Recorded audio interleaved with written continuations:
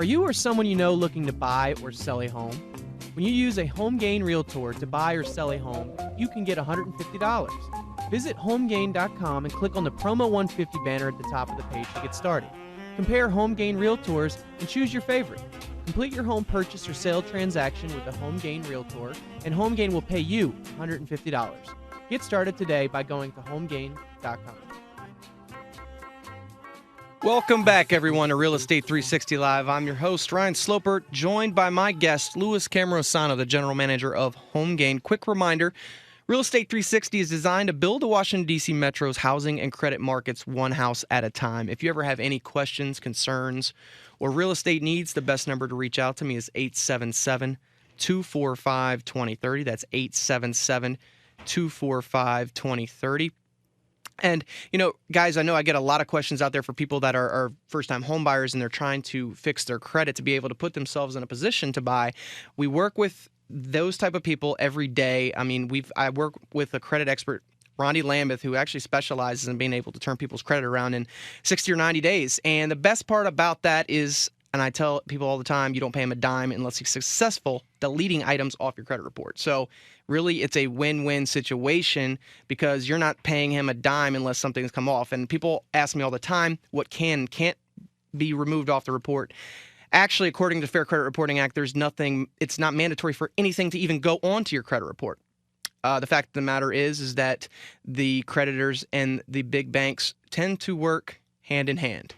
Who's paying the creditors? The big banks, the people that are trying to keep your credit scores low so they can charge you higher interest rates. So with that being said, bankruptcies, short sales, foreclosures, collections, any type of thing can be challenged and challenged to be deleted off your report. So the best advice I can give you is to reach out. I'd be glad to put you in contact with him and try to get that squared away. 877-245-2030.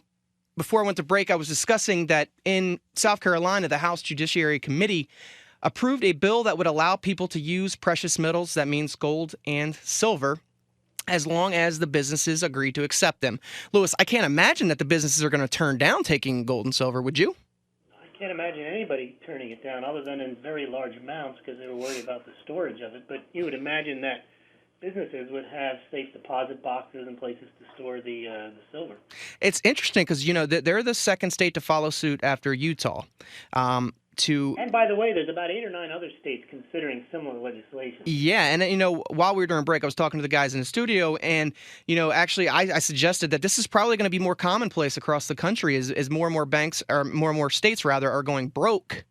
They're going to start turning to alternative means of sources of tender, and not just that, of making money, which I can see more casinos popping up, legalizing online gambling, any type of thing like that. They'll be able to bring in more money.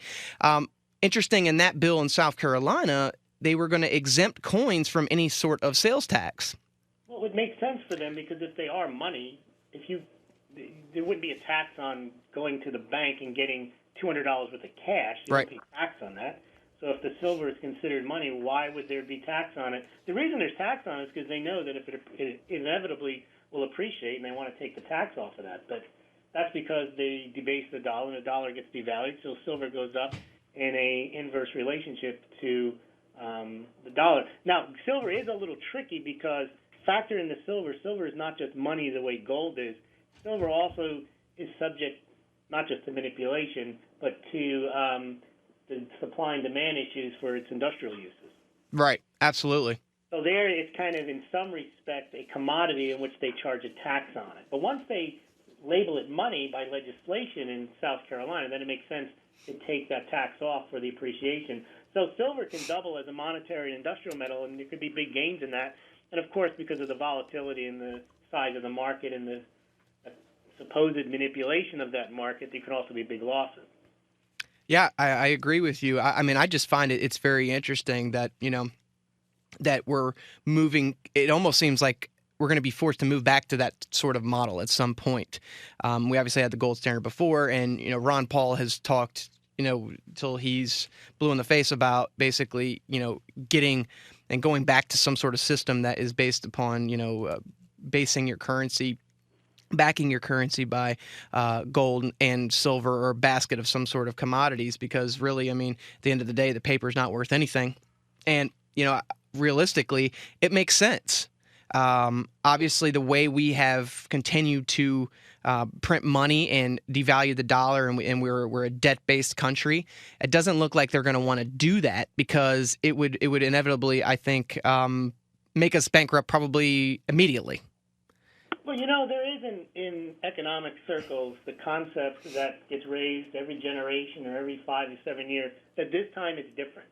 Somehow the laws of economics get repealed for the specific circumstance that whether it's the internet bubble or biotech stocks or printing money, somehow it's going to be okay this time that it's different. And there has not been a fiat currency, especially when they get engaged in printing money, that has survived.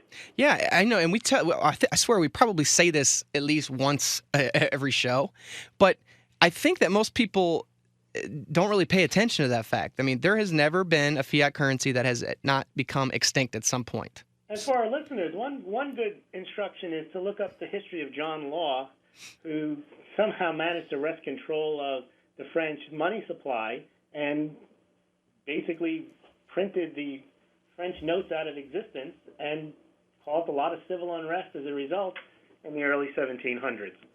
Yeah, and and then the French government did the same 70 years later and led to the rise of Napoleon. So you had the French Revolution as a result. I mean, when you think you can solve problems just by printing up additional money and putting it out into circulation, the only people who benefit from that are the people who get it immediately. By the time it sinks through the system, it just has the impact of devaluing everyone who's holding on to the existing paper. Yeah, and all the banks are the ones that are basically in control of this money supply right now, and they're not doing anything with it.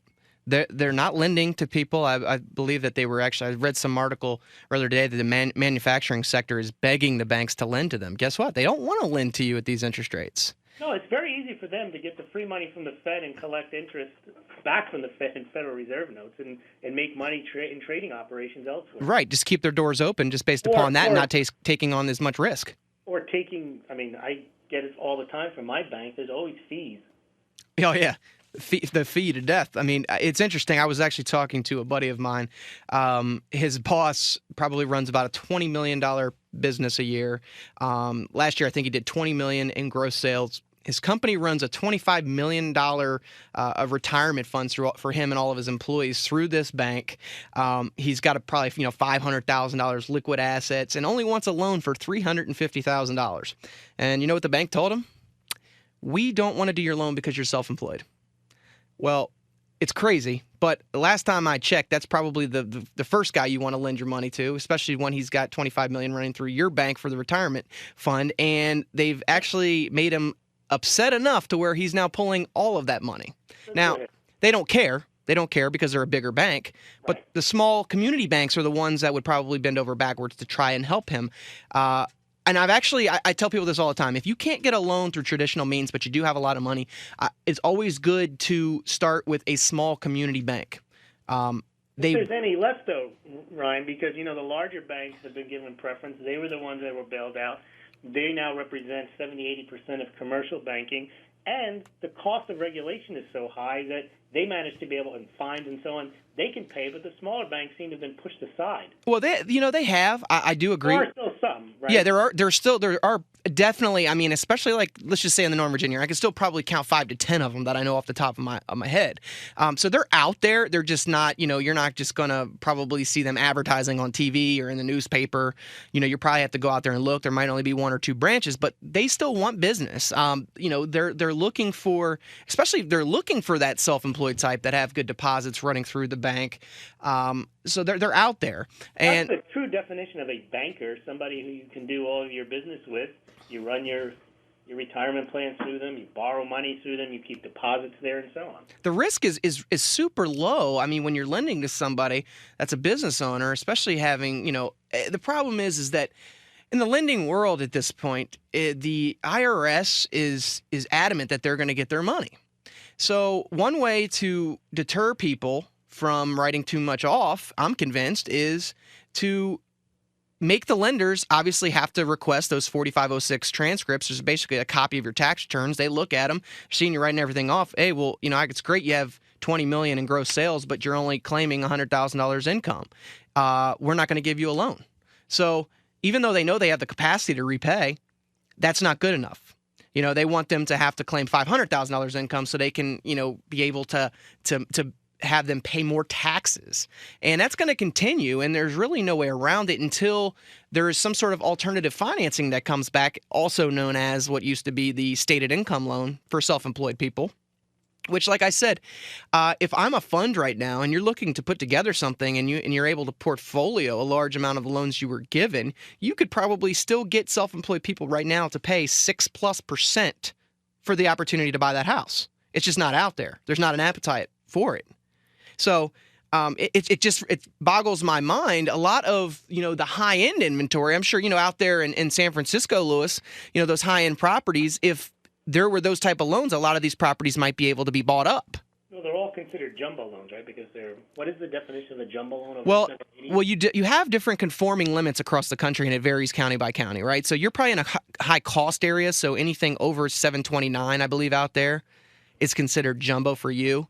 And that's like that in the DC metro area as well. But then in other areas, it's like 417. So as you can imagine, there's a lot of homes out there that are 500,000 plus that are going to qualify as a jumbo, and then all of a sudden you have to put a lot more money down. So I just think that there's definitely a need for creative financing out there. I know that there's not an appetite. See, Fannie and Freddie won't buy that paper. So since they won't buy that paper, the lenders and the banks don't really want to, put out those loans because they're not in the business of wanting to hold on to them. We're coming up on a break. When we come back, I'm going to discuss with you guys the USDA Streamline, the U.S. Department of Agriculture that gives out first-time homebuyer loans in rural areas is now offering a streamlined refinance that requires no credit scores and no appraisals. And I want to discuss with you what the terms of those loans are when we come back. Stay right there.